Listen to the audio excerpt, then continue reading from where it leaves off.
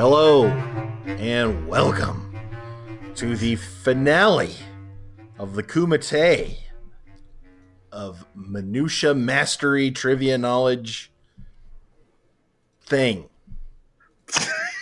You bombed out. You trailed off again there. Yeah, man. Well, I wanted to be kind of a shout out to the beginning of the tournament where I would try so desperately hard to come up with something pithy and exciting, and I would fail routinely. You know, it's funny when people ask me, what's the real Davo like? I say, pithy. Pithy. Yeah, I love that He's word. pithy. Pithy. So, our quest for the top of the mountain has failed, Andy. Oh, it hurts. It hurts. But, Kels, you have ascended to the top of the mountain. The temple is in sight. Sensei Neil is in the lotus position, holding a small pebble in his right hand. Can you take it? Board, no break back.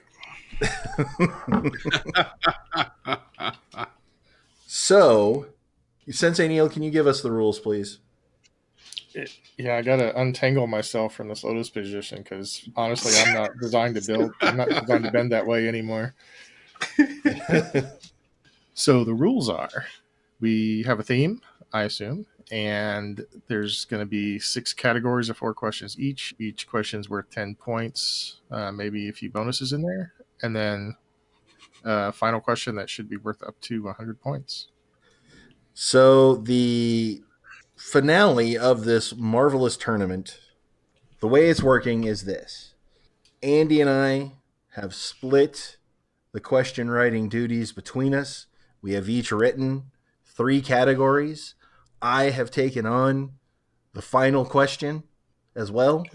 We have worked to come up with some of the most diabolically evil questions. Davo and I had to work on these separately because if you saw all the questions at once, you would turn to a pillar of salt. One of my students accidentally saw 3 of the questions at once, and they're still in the nurse's office. It's wow. These are extraordinarily evil questions. Yeah. Well, I can handle it. I don't know about Kels. Yeah, I feel all right. The theme for this episode is, well, it's the theme for the entire tournament, martial arts. Oh. And we're going to give you the questions tag team. Yeah. Tag team style. Sensei. Please don't do that anymore. You too. So, I will be starting the questions with category 1, science. Science. Yeah. Question number 1.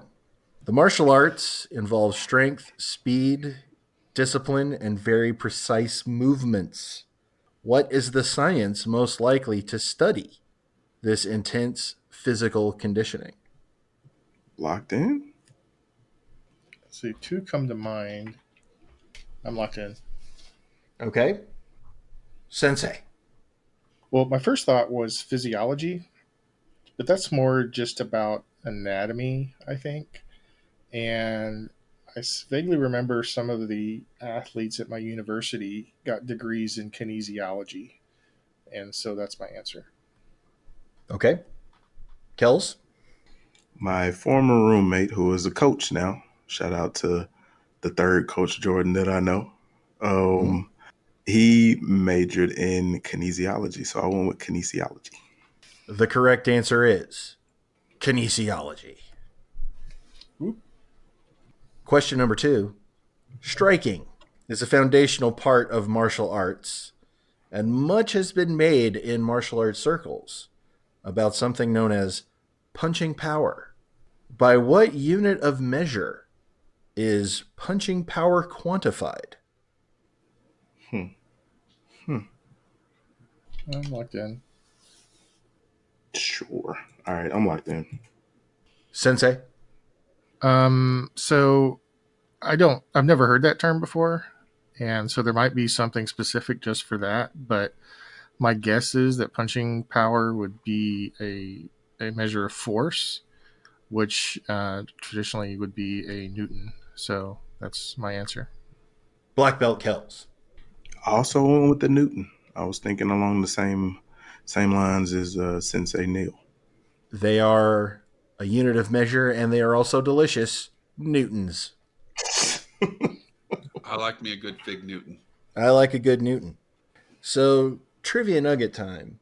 There Mhm. is, you are exactly correct on the measurement. It is a Newton. The unit of force is the Newton, which is 1 kilogram per second squared. Okay. Mhm. So there's a 8-step formula if you wanted to measure your Newton, how many newtons you throw with a punch. So you calculate the mass of an arm, you measure the time it takes that arm to cross a certain distance and hit the bag. It's actually not that complicated. But a boxer, for example, this is just an example, a boxer weighing 147.7 pounds and his arm weighs a certain amount can generate 433 newtons, which is the equivalent of 97.34227 pound force. Okay. If you Mhm. recall in the movie Rocky 4, Yes. Ivan Drago, that horrible Russian murderer, was Soviet. Soviet. You're right. The Soviet boxer, he was actually measuring his punching power. And if you recall what his punching power number was, Was it 700 something? it was 2400 psi, Oh, which is everything he that's hits, he destroys. yes, it is the equivalent of being hit by a ton of force. And it's not humanly possible, although there has been some rumor out there in the world that Mike Tyson hit at 1800 psi. Wow. I don't want to Yeah. find out. No, yeah. And there's a lot of debate as to what martial art provides the most, punching power just for the stats. But heavyweight boxers are pretty scary. That's all I'm going to say. I'm pretty sure the Hawaiian punch was the heavier of all punches. I like the Hawaiian punch. You mix it with a little bit of vodka, it's delicious. Mhm. Mhm. That's what I'm saying.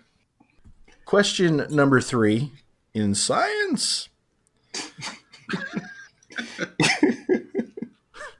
Martial arts also heavily rely on joint manipulation and pressure points. Mhm. What is a pressure point, scientifically speaking? It's the Vulcan death grip, isn't it? That would be a very good example of a pressure point. Pretty sure.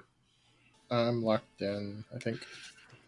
Almost went with a carburetor moment there, Davo. That was just for Thank It you. carburetes. It's a point that pressures. Mm, I'm not exactly sure how I want to word this. It's gonna be kind of long. There's a little bit of flexibility in the wording, but you two, a black belt level sensei, you give me Yeah. good wording. I'm locked in. Okay. We're going to go with the sensei. I I said that it's a bundle of nerves. Okay. It's Can you kind of a be more guess. specific? Um, like nerve endings. Kels, do you have an answer? I do. I said it was a point on the body that, when manipulated, can cause pain or limit function. Can you be more specific? Uh, a group of nerves in the body that, when manipulated, can cause pain or limit function. I'm going to read you my answer. And since you two are masters of the trivia arts, we'll see what you think. So, a pressure point in this context is a place on the body where a nerve ends, branches off like a Y, or crosses or overlaps with one another. Hmm. I think Sensei Neil's answer is better. What do you guys think? Yeah, so it's much closer than mine.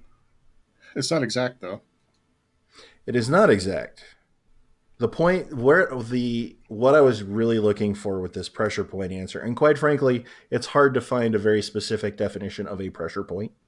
I was looking for you to mention nerves and endings, or nerves and overlaps. You Oh, know, where you see what I'm saying? gotcha. Not necessarily a bundle or Not really a group of bundle of nerves. nerves, but the nerve is in a specific location or has a specific length. So I'm going to give the points Gotcha. to Neil. Do you agree, Sensei Neil? Well, since I'm playing against Kels, I'm not going to turn down any points. Fair enough. And your final question in science? Just because I know you enjoy doing that. So I He do. really does. Don't take it away from him. I won't. Question 4. Speaking of pressure points, what field of study utilizes them in a dramatically different way than the martial arts? Okay. Locked in. All right. Sensei. So there's a thing called acupressure that is kind of similar in principle to acupuncture, except instead of Mm-hmm. needles, it uses just more blunt pressure on. I think the sort of traditional concept is that it manipulates your chi or something like that. But Kels. Okay. Well, I said acupuncture, but in parentheses, I wrote tantra.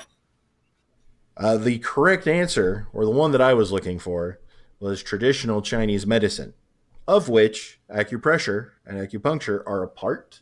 So I'm going to give each of you 5 points. Does that work for you guys? I can dig you it. are in charge, so I will accept that. You're darn tootin' I'm in charge. It's the only time this whole tournament I've been in charge. I was about to say relish this right now I'm because I'm soaking it in, man. So at the end of round 1, Sensei, Sensei Neil with 35. The challenger has 25. Still anybody's game, but we'll see what our purple belt has to say. Yes, I have developed some extraordinarily cruel questions in the category of music. Are you ready? I'm ready. Okay. For 2 points each, name the artist, and for 1 point, the title, and for 1 point, the year of the extraordinary piece of art. I will read you a snippet of this art. They were trapping, bend up. They were trapping, bend down. It's an ancient Chinese art, and everybody knew their part. For my friend, ain't you a stiff? Then I'm kicking from the hip. So the name of the song, the artist. So to get all 5 points, you have to come up with the name of the song, the singer, and the year. I'm locked in. Yeah, I have no idea. I am locked in with nonsense. Are you locked in first, Kels? What's your answer? I believe Carl Douglas with the little ditty called Kung Fu Fighting. Mm-hmm. Oh, and I guess on the year 1977. All right. And Sensei. So I thought that might be it based on the theme, but I don't remember those words in there. So I just went with the song Abacab from Genesis in 1984. Oh, nice. The ancient art of abacab. It's Carl Douglas's Kung Fu Fighting. It is a disco hit from 1974. So, Kels, you get 4 of the 5 points available for that. Oddly enough, this song not only sold 11 million copies for reasons that I can't possibly explain, it was also the number one soul hit of that year. Slow year, Yeah. I guess. Well, disco had Yeah. spread like the plague. So To be everything sure, but was if somebody could define one iota of soul music mixed in with that, I would like that explained to me. Like it makes me smile every time it comes on though. I can't deny it. It is an It's so epic cheesy, song. it feels good. All right. I'm going to have a little trouble with the names here, and I apologize ahead of time for our Japanese listeners. We don't have any of Oh those. boy. Oh, thank goodness. Yeah, go ahead. Just do what you got to do. This band, yeah, I've been trying to go ahead for the last 5 minutes. So you ready to go? You sure? Yeah, I'm good. Welcome to my world. Yeah, I'm going to read the question here. Yeah, ready. All Whenever right. you're ready. You just need to wait for the banter to slow down. Oh my god. This band's I think this is actually 1990 really good for us to experience this side of things.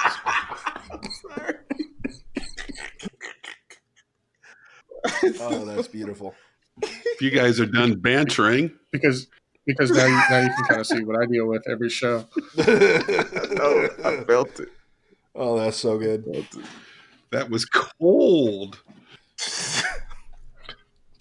Okay, I'm gonna. good. Okay. This band's 1993 debut album takes its name from a 1978 fictional film that portrays a very creative version of the real life of Santi, a disciple of General Shai Shan.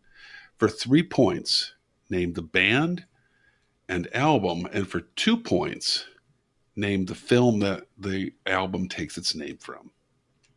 Locked in. Are there any more points available? Because just so that I don't punt, I've got an artist, but I have no idea about anything else. All right, So very good. Kels, you locked in first. Cash rules everything around me. Green, get the money. Dollar bill, y'all. I believe you're referring to the Wu-Tang Clan, whose classic debut album is Into the Wu-Tang 36 Chambers, and the film that they got this from and what they called their home, Shaolin, would be 36 Chambers of Shaolin. And Neil. Based on the speed with which Kels locked in and the fact that the name of the group sounds vaguely Asian, I answered the artist Wu-Tang Clan. And Yes. I don't know anything. I didn't get anything else about it. All right, so Kels gets all 5 points, and Neil gets 2. That is what a sensei does. He reads his opponent. Yeah. Tries to deftly parry. I knew I was playing with fire with the Wu-Tang Clan question, but I thought I made that complex enough where he might stumble. The year. So I still want to see Kels stumble on a Wu-Tang Clan question, but he pulled it out. You don't get to be all right. The top of the mountain devilishly without being focused up. Yeah, see? This is the part of the tag team where I go. You see? What are you doing here? See this? Okay. He jumped off the apron. I didn't tag you. Okay. You're on the apron. I'm done. Question number 3. This band's contribution to the soundtrack of The Karate Kid did not do nearly as well in the charts as their first hit for a different kind of fighting movie. For 2 points, name the band. For 2 points, name the song they recorded for The Karate Kid. And for 1 point, name the other bigger fight song they recorded. Locked in. Wow. Really? I'm probably wrong, but I have a feeling. I'm working backwards from the much better song. I'm pretty sure I know which one you're talking about there, and I think this band did a song for the Karate Kid, but I don't remember the name of it. So I'm locked in with more than I had for the other 2 questions. So, and that's why I made that first part the hardest part, the most points. So, Kels, you locked in first again. Go ahead. Hoping the band was Survivor. The song for the Karate Kid, I'm hoping, is You're the Best. And the other fighting movie would have had to been Rocky 3, which they did Eye of the Tiger for. And Neil. So I thought about "You're the Best," but that's the theme song, and that was, of course, Joe Esposito. Uh, Wow, that's obscure. well, yeah, everybody knows that. I had no. I No, don't know but who that the is. uh, he's the guy that did the Karate Kid theme. Obviously. Uh, so yeah, I've got "Eye of the Tiger" from Survivor for the second part, and I don't know the name of the song they did. It's something about being in the moment or something like that, but I don't remember. Oh, yeah, you're yeah. Wow, you're closer than you realize. It is, of course, for Rocky 3 from 1982, Survivor's Eye of the Tiger, which is why they were tapped to do the big fight song for Karate Kid, which they did a terrible job with. It only got to number 63 on the charts, and that song was called "The Moment of Truth." Ooh. Nice. So you each get 3 points. And question number 4.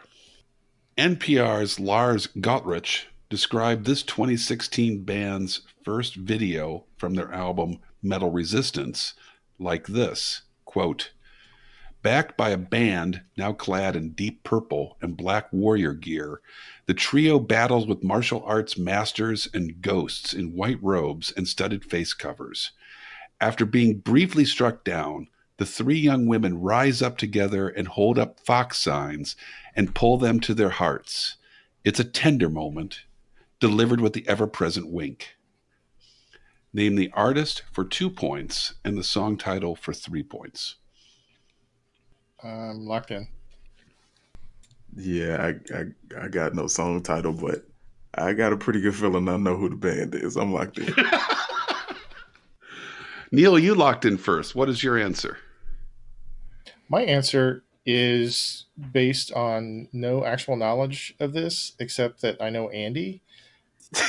Based on my knowledge of Andy, I'm going to guess that the band is Baby Metal. The description makes me think of samurai warriors with all the masks and the studded stuff. So I guess the name of the song is Samurai. And Kels.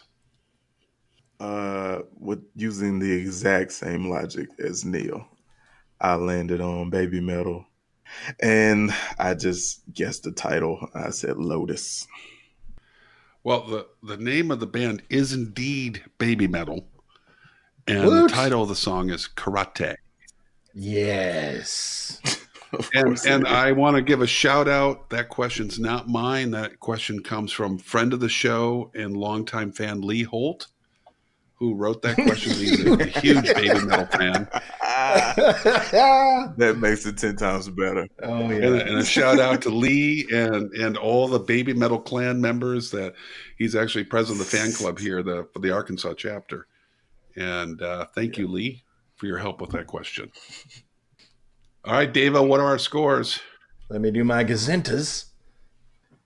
There we go. Do you need some help, Davo? I have the totals here. No, I got it. I got it. Are you using an abacus? Maybe it's fitting with the theme, isn't it? I mean, seriously, we're just adding I 4 got plus it. 5 plus 3 plus 2. It's not I got okay. it. So at the end of round 2, They're not even double digits. I know. At the end of round 2, Neil has 42 and Kels has 39. It's anybody's game. Anybody's game. And now I will be asking you some devilishly clever questions about movies. So you're saying there's a chance. Question number 1. Which blockbuster film flies in the face of tradition by claiming that years of training and dedication can be bypassed with a simple request? Is that the whole question? That is the entirety of the question. I'm locked in. Yeah, I have no idea. But I'll lock in anyway. Sensei Neil. Well, I had absolutely no idea. So I was trying to think of someone who had some kind of power without really doing much for it. And really all I could come up with is The Last Starfighter, which is not the right answer, I'm sure, because it was not a blockbuster. Okay. Kels? Well, I wasn't alive when this came out, so it might have been a blockbuster. So I said, the 36 Chambers of Shaolin. Wow. Well, this is the first question. Well, this is a skunk. You have been skunked. The answer to this question is The Matrix. What? Oh. Say that again. What was the question again? Say it again. Which blockbuster film flies in the face of tradition by claiming that years of training and dedication can be bypassed with a simple request? What's the most famous quote from that I movie? know Kung Fu. I know Kung Fu. Oh. Yeah. That's where you're going with that. Well, that is devilishly cruel. I told you. I'm pretty sure I saw that movie once 20 years ago. The Matrix? Exactly Yeah. 20 years. Wow. I only see that movie once. Because it wasn't. I didn't enjoy it that much. Well, now you're spitting hot fire. That is about. You remember that podcast idea that we Oh, had? no. About Neil hates everything? This is it. That is it. I wouldn't say I hate it. I'm just not. Certainly Matrix 3, I accept that. But Yeah, Matrix Revolution. even Matrix 2, you can make a valid argument. But wow, The Matrix, really? Wow. Question number 2. What 2004 parody film stars Steve Odekirk as the Chosen One and was made by combining new footage with 1976's Savage Killers, a little-known Hong Kong action film? I don't know what this movie is, but I want to see it. I think I do, though. I'm locked in. I'm kind of vaguely aware that it exists. And it's kind of a funny name. Mm-hmm. I know it has. I don't know. I know at least part of the title. It seems like there was a subtitle that I don't recall, but I'm locked in, and maybe I'll get some credit for it. Sensei Neil. So there was this. I used to play poker with my buddies back in college, and there's a kind of poker called Pai Gao, I think, and I could never remember the name of it, so I always called it Kung Pao, like Kung Pao chicken. Yeah. And I remember being very, very, very vaguely amused that there was a movie recently, or within the last decade or two, called Kung Pao something, and so that's my answer. Kels. Neil, you hadn't played in so long, I forgot how much I hate it when you do that. You've experienced everything in life, sir. But Wow. I'm pretty sure he's right. It's Kung Pao, and I think it's like Into the Fist or something like that. Well, you are both correct. It is Kung Pao. Okay. You have at least the parenthetical joy of knowing the subtitle, Kels. It was Enter the Fist. Oh, thanks. It was a very, very funny movie. Very goofy. Question number 3. 2000's Crouching Tiger, Hidden Dragon is a classic no matter how you look at it. It's a critical and financial success. It was nominated for 10 Oscars, and that year won 40 different awards. For 5 points each, tell me the following. What is the subgenre this film belongs to? What is the name of the sword that drives the action of the movie? And who plays the main characters, Li Mubai and Yu Shu Lin? Locked in. So before I lock in, I just want to point out I've never seen this movie. I've never really had any interest in it. So I am making wild-ass guesses. Fair enough. It's a really good movie, man. I'd recommend it. I'm sure, but I'm locked in. Sensei Neil? So subgenre is clearly Kung Fu, and the sword could only be the Sword of Destiny, and the actor is I don't know, the only martial arts actor that's current I can think of is Jet Li. I have no idea about the other actor. Okay. Kels? Okay. I want to say it's fantasy is a subgenre. Chow Yun-fat and Michelle Yeoh are the two main characters. And I guess the dragon sword. So the correct answers, Kels, you are correct on the actors. As the story of it is Chow Yun Fat and Michelle Yeoh. The sword's name, what did you say, Neil? The Sword of Destiny. Well, the sword's actual name is Great Destiny.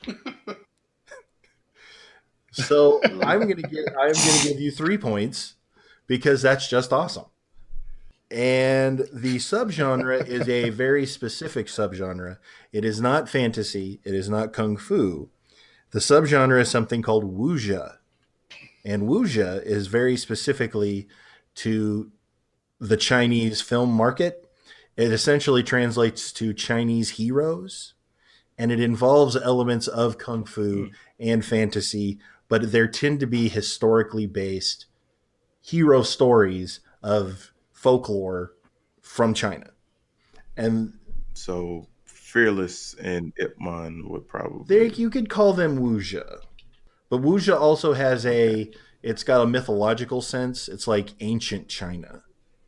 Crouching Tiger, Hidden Dragon is a perfect example of wuxia. Some other wuxia films are more fantastical, but it involves that kind of. I mean, it's been derisively called wire fu.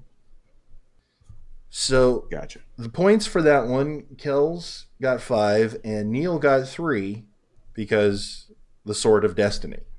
I almost went with the Stick of Destiny, but that's a whole other genre.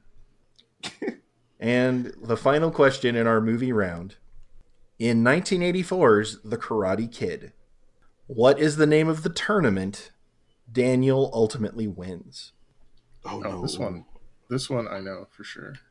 I have vivid recollection of the crane kick and the tree, the brackets, the bracket behind it with the name of it. I'm locked in. No.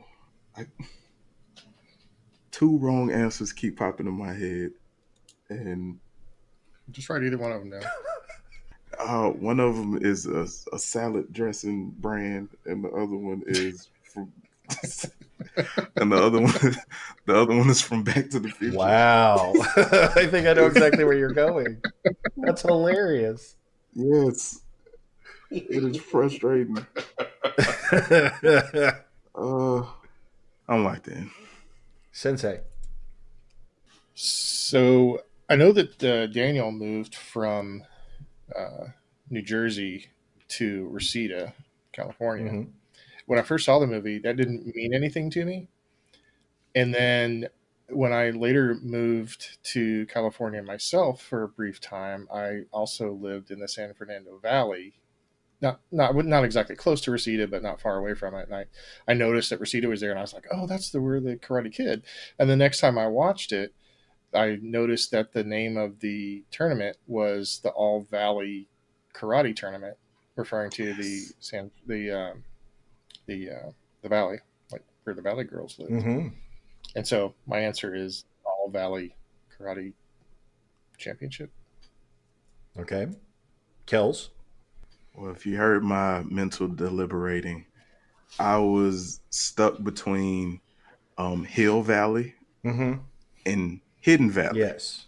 But since we weren't talking DeLoreans and ranch, I was hoping it was the All Valley Karate Tournament.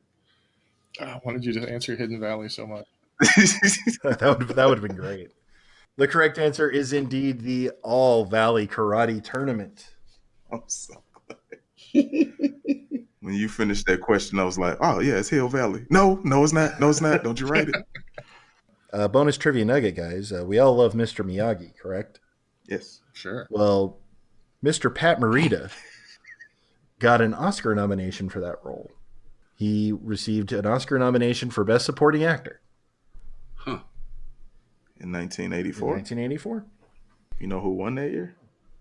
Well, I'm looking it up right now. I am too. That was would have been Hein Gore from The Killing Fields. Oh. I got Beat out Yeah. Adolf Caesar, John Malkovich, Pat Morita, and Ralph Richardson. Oh, wow. Well, there you go. Would you guys like to hear the scores? Yes. Only if I'm leading. You are. You are indeed Wow. by 1 point. Anybody's game. This, Wow. at halftime, Sensei Neil with 65 and Black Belt Kels with 64. This is nerve wracking. Andy?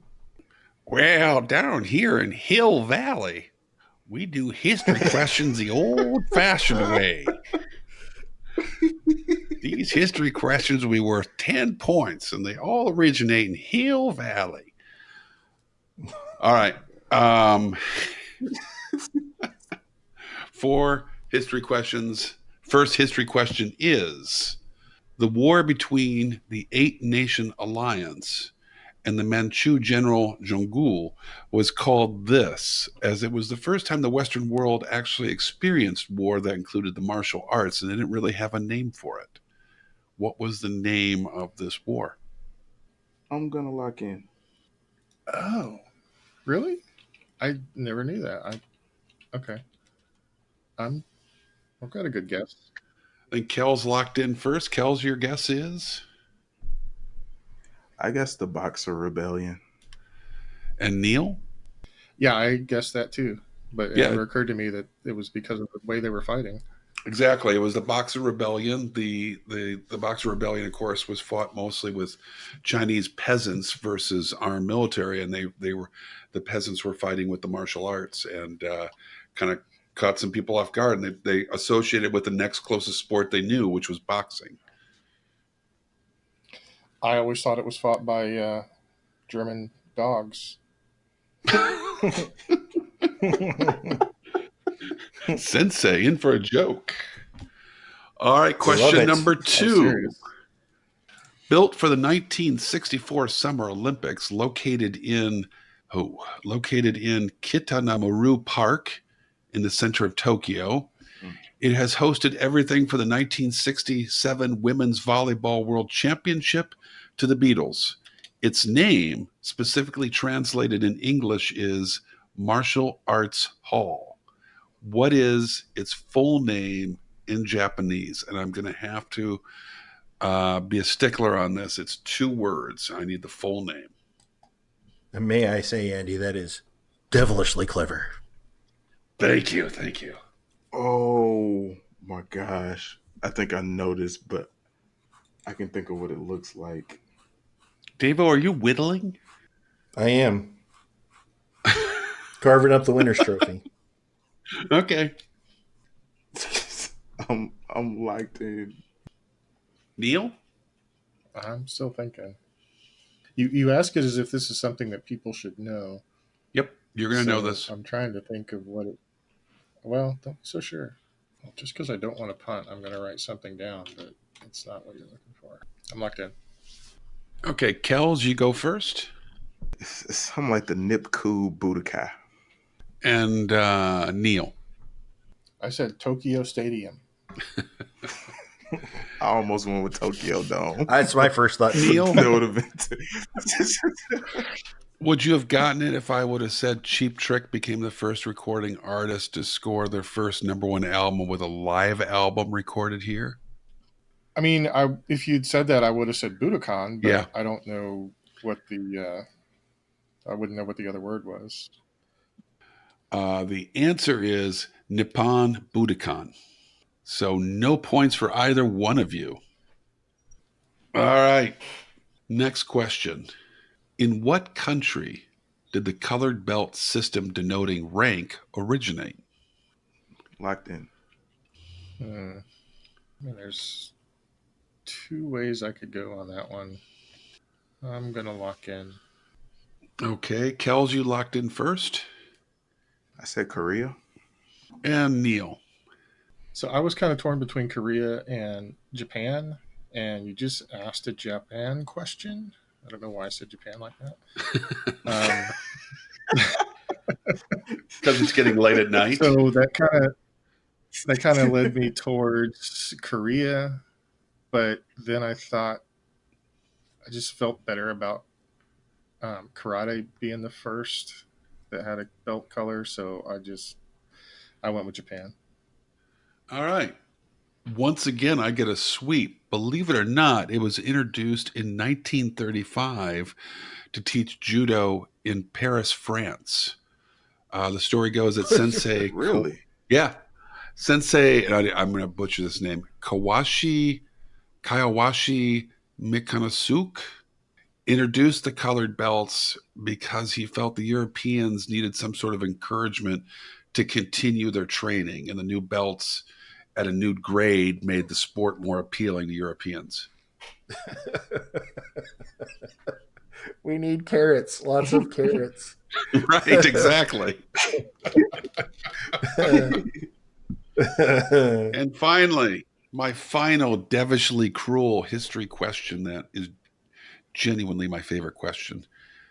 Developed by a division of Pfizer, this item was sold with a small self-defense instruction booklet to help users fend off women. What is the product's name? I'm locked in.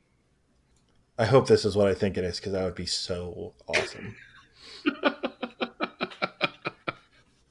I'll lock in. All right, Kels locked in first. What's your answer, Kels? I'm gonna feel silly for this, but I said Viagra. And Neil, what is your answer? Yeah, I went the same route. It's either a joke answer or it's the right answer. It Viagra. is not a joke answer. This is legit. It's not Viagra. Davo, you thought you knew? I did. I just so the answer isn't Viagra. Nope. Cialis. My Nope. first thought when you said that was the cologne High Karate. And it is high karate. It is cologne high karate that my dad had a bottle of when I was growing up. And I am proud to say I wore that on every high school date, and it doesn't work. He didn't have to my fight gosh. anybody off at Shermer High. Did not have to fight any of the ladies off. Went to prom and homecoming with high karate.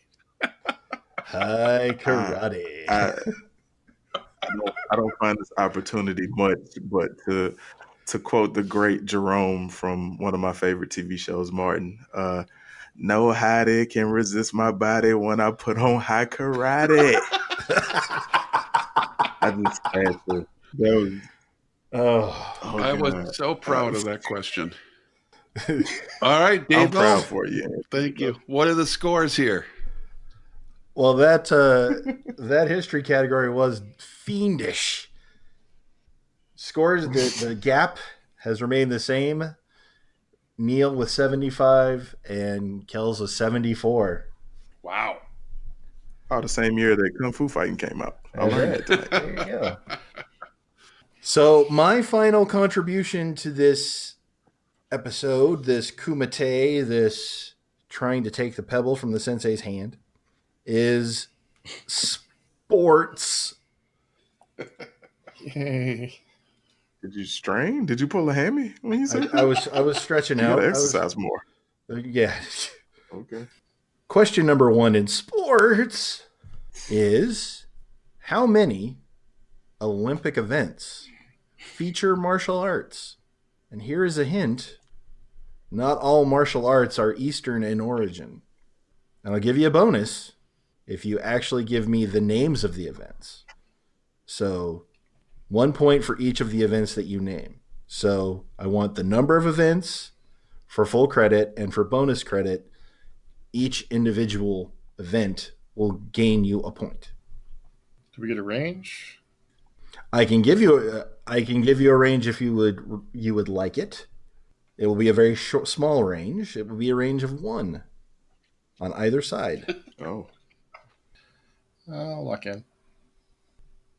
I'll lock in too. Okay. We're gonna go with we'll shake it up a bit and go with Kels first. I came up with 5: Taekwondo, Judo, Karate, Boxing, and Wrestling. Okay. And Neil. I also said 5, Mhm. but I have a slightly different list. I've got boxing, judo, fencing, wrestling, and taekwondo. Well, let's give Neil 100% credit, 15 points for that. There are 5. You didn't even need a range, guys. There are 5 martial arts. But you were incorrect, Kels, with one of your actual events. Karate is off and fencing is in. Ah, Yes. So Neil gets 15 points and Kels gets 14 points. Whew. That's a relief because I just doubled my lead. So question number 2 dovetails off of question number 1. Which nation has won the most medals, not gold medals, but medals total in each respective martial art? So for 2 points each, which country won the most medals in Taekwondo, Judo, fencing, wrestling, and boxing? I'll lock in. Okay. I'm locked in. Okay. Neil. I said for boxing and wrestling, the U.S. Mm-hmm. Judo, I guess Japan. Fencing, France, and Taekwondo, Korea. South Okay. Korea. Thank you for the clarification. I have the exact same answers. Well, you exact each same answers. exactly the same. I have Well, South Korea for Taekwondo, okay. Japan for Judo, France for fencing, and the USA in boxing and wrestling. Well, you each get 8 points. You are both wrong about fencing, and it's very close. But Italy has won the most medals in fencing. Question number 3 in sports. Within 3, okay, within 3, how many weight classes are there in mixed martial arts? I'll lock in. Okay. Sometimes there's just no point in trying to think about a question because you have absolutely no idea. It's true. Okay, I'm locked in. All right, Neil, what is your guess? 10, because it's a nice round number. Kels, what is your guess? I went with 8. The correct answer is 13. Neil gets the points. Would you like to know what those weight classes are? Sure. We have at the lowest is straw weight. The upper weight limit for a straw weight fighter is 115 pounds, just for your own edification. You have straw weight, flyweight, bantamweight, featherweight, lightweight, super lightweight, welterweight, super welterweight, middleweight, super middleweight, light heavyweight, cruiserweight, and heavyweight. There Why is the supers? Wouldn't the super just mean that, it's like saying, like, what size shirt do you wear? Oh, I'm a super medium. You mean you're large? I well, I the believe upper Kung Fu Panda wore a super large. he did. Pretty sure. Yeah. The weight difference between a super lightweight and a super welterweight at the upper limit is 10 pounds. 10 pounds. Mm-hmm. It's a whole weight class in between there, right? Yes, welterweight, which is 170. What's the point? I genuinely don't know. That's a lot of weight classes. I can see, you don't want a heavyweight fighting a lightweight. And if you want to get really technical, there is a super heavyweight division, but it's not utilized because they want to be able to sanction a fight. Many people that. Yeah, the upper limit of a heavyweight is 265 pounds. So these are monstrous fighters. Question number 4. We're speaking of MMA. What is the name of the president of the UFC? Donald Trump. Oh, I'm not playing. You would be surprised. Holy moly. I got a nugget. I'm locked in. Kels? I believe it's Dana White. Neil? Vince McMahon. You would be chance. surprised. The correct answer is Dana White. So recently, the podcast Chapo Trap House, in conjunction with SB Nation, did a 5-part video diary. It was over 100 minutes long on YouTube, discussing the rise of mixed martial arts in America. And one of the first episodes they addressed had to do with Donald Trump being one of the only people who would sanction MMA fights. Because at the time when it first debuted, it was blood sport and it wasn't legal anywhere else. But Donald Trump would host it in his casinos. And that really right. gave them a foothold into the mainstream and into being the billion-dollar industry they are now. So Dana White spoke at the 2016 Republican National Convention as an invited guest of Donald Trump. Wow. Yeah.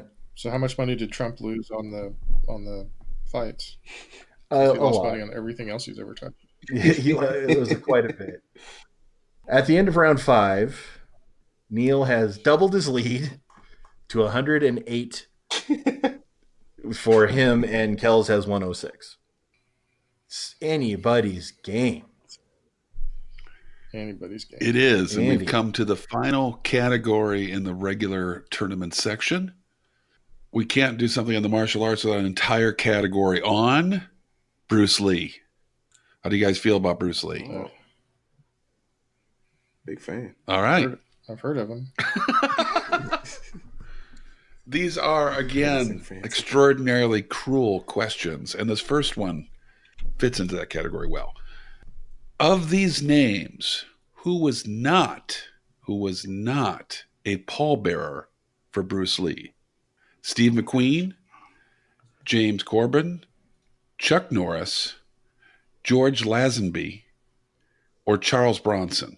One of these people was not a pallbearer. Man, I don't know. I'm gonna lock in, and I feel tricked already. I'm locked in too. All right, Kels, you locked in first. I went with the only Bond to get married. Going with George Lazenby. And Neil. So I'm kind of playing the game again. George Lazenby seemed like a really odd one to throw in there. So I figured he has to actually be a pallbearer. Of course. So that left me with the other ones to choose from. And I could see Steve McQueen and Chuck Norris and James Coburn. I just really can't picture Bronson and Bruce Lee together. So that was my answer, is Bronson. It is indeed Charles Bronson. Well done, Sensei. Man, that's just amazing. Yeah, I mean, Chuck Norris is obvious because he's the martial artist. Steve McQueen and James Coburn, I picture them as tough guys. And I know Bronson's supposed to be a tough guy, but I think I've he is never a tough really guy. I think he's supposed to be. Well, he was a boxer. Yeah. He was a very well-regarded amateur boxer. Steve McQueen, James Coburn, everybody else you listed was trained by Bruce Lee. Is that how Lazenby got the invite? Yeah, he was a student. I didn't know Lazenby was a student of Bruce Lee. Yeah, I didn't. I know. Okay. Yeah, I know for Steve McQueen and Coburn were. James Coburn was having a lot of trouble with his body. It turns out he had rheumatoid arthritis really bad. And part of what got him better is peeling away all the layers of, no more drinking, no more drugs, no more smoking, no more nothing. And pulling away, he had severe food allergies. And one of the things that helped him focus was Kung Fu. Interesting. Mm-hmm. All right. Question number 2. Bruce Lee appeared in 3 episodes of Batman between 1966 and 1967. As what character? Locked in. Wow. I'm raising my hand furiously. And do you have a trivia nugget on this? Because I got one. Well, I'll give the answer. I don't know if it's a trivia nugget, but we'll see. But certainly if you have one. I'm locked in. All right. Kels, you locked in right away. We know, Dave. We know. Batman. Calm down, Dave. Batman. We'll get to it. Okay, Dave. Kels. I believe I believe he was Kato. All right, and Neil. I'm glad Kel said that. I know that he played Kato in the TV series The Green Hornet, and so I don't know for sure that there was ever a crossover between the Green Hornet and Batman, but I'm hoping there was at least three. So that's my answer. There was indeed. It was a crossover from Green Hornet, and it is Kato. Well done, both of you. And Davo, do you have a trivia nugget for us? A couple, actually. Can I guess that one of them? Yes, you may. Would one of them be like how fast he was? That would be one of them. That they had that they had to ask him to like slow it down so that they could capture everything. Yes. Okay. And the other one was, Bruce Lee. So you had the big epic fight with Batman versus Green Hornet, and then the sidekicks, Kato versus Robin. And as awesome as Robin is, Burt Ward is not Bruce Lee. So Bruce Lee was very, very adamant. At least this may be apocryphal, but I've heard this before. Was adamant that he not lose to that guy. Because he was supposed to, on one show they would, on one show the dynamic duo would win, and the other one the Green Hornet and Kato would win. So to compromise and actually get things going, it ended up in a tie. So with Burt Ward, and he was not a happy camper about having to do that. He was, this is a joke, this is ridiculous. And Burt Ward himself is even like, I'm not going to fight that guy. He's amazing. But it was like they were starting to, the fight was reaching its conclusion, and then something happened, and they like, get you next time, and then they split up. So Bruce Lee would not lose to Robin, basically. No, he wouldn't. Yeah. I mean, really, would anybody? Legitimately, yeah. That was one by your better trivia nuggets. Thank you. Anytime we can laugh at homeless carnies, it's a good time for me. I'm glad you're happy. Question number 3. What basketball star was a student of Bruce Lee's? Locked in. Jeez. Yeah, I'm gonna lock in. Okay, Kels. That would be Kareem Abdul-Jabbar. And Neil. Yeah, there's another trivia show that I watch, and they do like King in the Mountain kind of things, and they've referred to some movie that Kareem did with Bruce Lee, I think, right? Can I get a timeout? Mm-hmm. As long as this won't be the next question, will it, Andy? No. The movie Nope. that he was in? Nope. Okay, Game of Death? Yeah. That was it. Yeah. So, yeah, Kareem Abdul-Jabbar. So it is Kareem Abdul-Jabbar, but let's be clear. Kareem Abdul-Jabbar's greatest acting role is in Airplane. I will not fight you on that. No, exactly. No doubt about it. A much higher brow comedy than Kung Pao. Yeah. My favorite shot in that Game of Death is after Bruce Lee gets kicked in the chest by Kareem's size 17 or whatever, is that there's the footprint on Bruce Lee's chest that's essentially from his chin to his belly button. He's so Yes. It's so incredible. Didn't he kick him while he was still sitting down? He did. Yeah, he just reached that long ass leg out there and kaboom, and it was great. Yeah. All right, last Bruce Lee question. What did Bruce Lee major in at the University of Washington? Ooh. What the heck? You know what? I gotta guess. Makes sense to me. I'm locked in. Somewhere a dog barked, a baby cried, and the fat man walked alone. I don't know what that was, but I got chills. I'm locked in. All right, Kels. Well, listening to Bruce in interviews, sometimes he kind of came off as like very wise. Mm-hmm. So I just guess philosophy. and Neil. I was kind of leaning that direction, but then I'm trying to play the game again, and the very first question we had was the study of movement kinesiology. It's the very first question. So I'm thinking that Davo and Kels, or Davo and Andy worked together and made the first answer and the last answer the same thing. So They my answer is bookended it. kinesiology. First off, anybody that knows us knows that Davo and I do not work well together. We can barely tolerate each other. I only remember the last time we've been in the same room, Davo. I can't either. I'm Yeah. glad of it too. Yeah, shit, no kidding. Whew.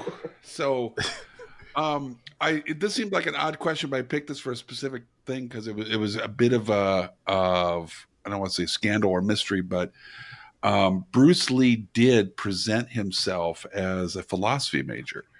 And he was very much into philosophy, and he told people that's where he studied at the University of Washington. But the University of Washington made it clear that his major was drama and not philosophy when he was at the University of really? Washington.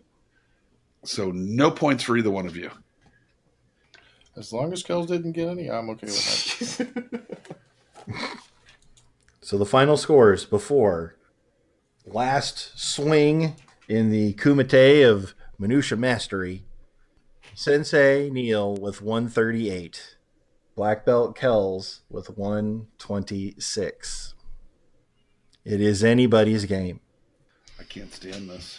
And I have the honor and the privilege of presenting the final question. And I want you to know I took this responsibility very seriously. Did an exhaustive search until I came across the perfect question on the perfect website, martialartsnerd.com. There's such a thing?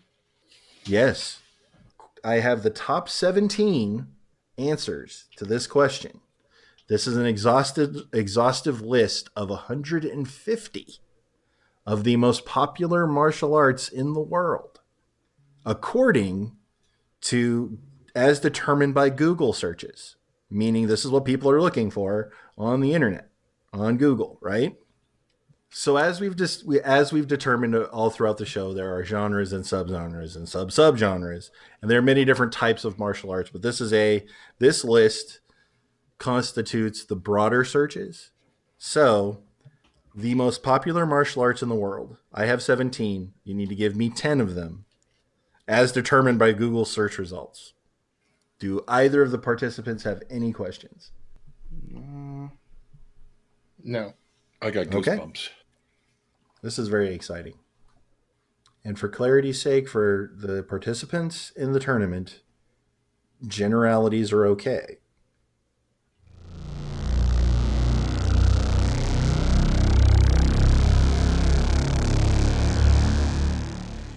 All right, I got 10.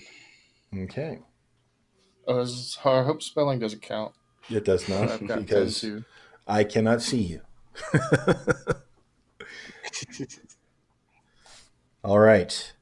So how we're going to do this is I am going to read my list that I have here. And each of you will check off what you have. All right? And this actually is in order from 1 to 17. Are we going to say out loud when we have it, or just count them? Just count it, and if you're excited about it, say yay, or just either way. So number 17 on the list is wrestling. Number 16 is Wing Chun. Number 15, Tai Chi. Yeah. 14, Taekwondo. 13, Muay Thai. 12, Krav Maga. Number 11 is kickboxing. Sport of the future. You get so many points for that. That's great. Next on the list is Kendo. I've heard of that. Next up is Brazilian Jiu-Jitsu. Is that different than regular jiu-jitsu? It is. It's got a little bit more spice on it. It does. Next on the list is karate, or karate, or high karate, or whatever you want to call it. I was just gonna ask, is that the same as high karate? Well, you. A little bit more effective than low karate. None Or of them mid- worked for me in high school. That's all I'm saying. Strike out. Next on the list is Kali. Whoa, never heard of that. Yeah. Followed next on the list is Judo. I've heard of that. Then Jiu-Jitsu. Capoeira. Oh, I didn't think that was going to be on the list. Yeah. That's Brazilian. Yes, it I is. always I remember that one because it reminds me of a capybara, Yeah. the giant rodent. it mimics their movements. Number 3 of the dangerous capoeira. That's hilarious. Number 3 on the list is Aikido. More Number of a 2, furniture thing. yes, right. If you're doing it in Sweden, it's IKEA. The instructions are really complex. They are. I could kill you with an Allen wrench. Number 2 is Kung Fu. And there are many, many, many types of Kung Fu. And number 1 is mixed martial arts, MMA. Kels, since you were trailing the sensei, how many did you get correct? I wound up with 9. Ooh. Wow. Karate, Taekwondo, Krav Maga, Brazilian Jiu-Jitsu, Aikido, Muay Thai, Kung Fu, Judo, and Capoeira. All right, that's creepy smart. I had boxing. I had boxing as my 10th. Boxing just barely missed the top 17. How did you get Brazilian jiu-jitsu and not regular jiu-jitsu? Legit. Because I know a lot of people that train in MMA, like Brazilian Jiu-Jitsu is like their go-to. Oh. Like they learn from like the Gracies. Yeah. The 3 of us train as well, Kels. So I can't believe we haven't run into each other at the gym. It's weird. Well, that gives you that impressive score for the final round gives you a total score of 216, which means Oh, Sensei Neil must get 8 correct. Well, I wasn't sure about some of these. I got karate, judo, taekwondo, kung fu, jiu-jitsu, krav maga. I wasn't sure about. I know it's really popular. I think that's Israeli martial art, right? Yeah, Yeah. Krav Maga. Muay Thai or Thai kickboxing Mhm. is brutal. I've seen some documentaries on that. Kickboxing, just for my man, what's his name? Lloyd.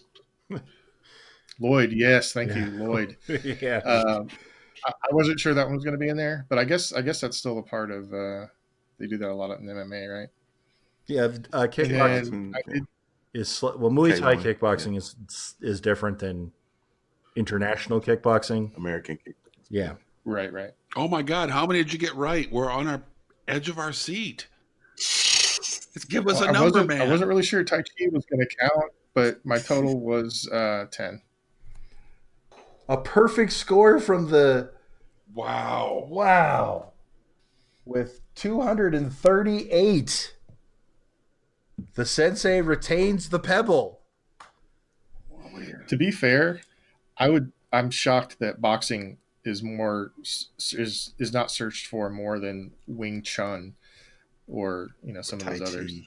Tai Well, Chi I can understand. Think about Google results, and Wing Chun is actually quite popular in China.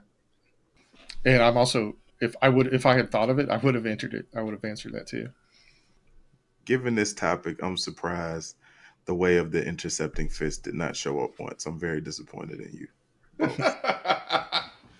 Come on, I worked on a Wu-Tang Clan question. Come on. I appreciate that. That balanced it. Thank you. That balanced it. Congratulations, Sensei. You have shown why you're at the top of the mountain.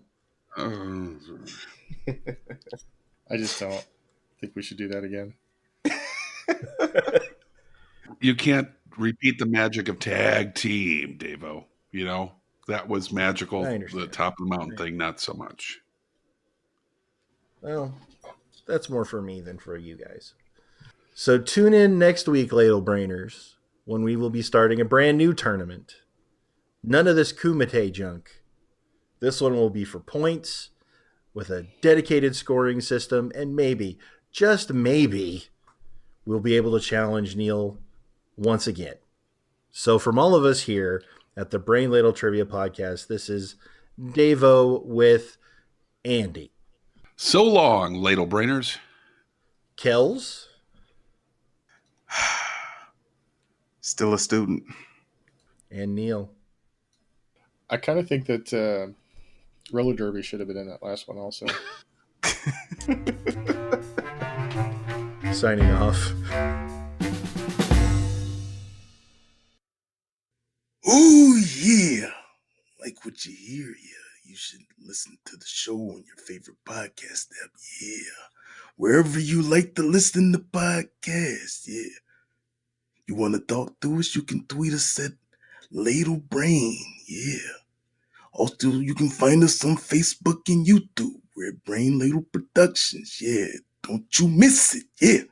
We also have individual website and emails, brainladletrivia.com. You can find Neil, you can find Kels, Davo, and Andy. Yeah. If you want to donate to the madness, we have a Patreon. We hope to see you again soon.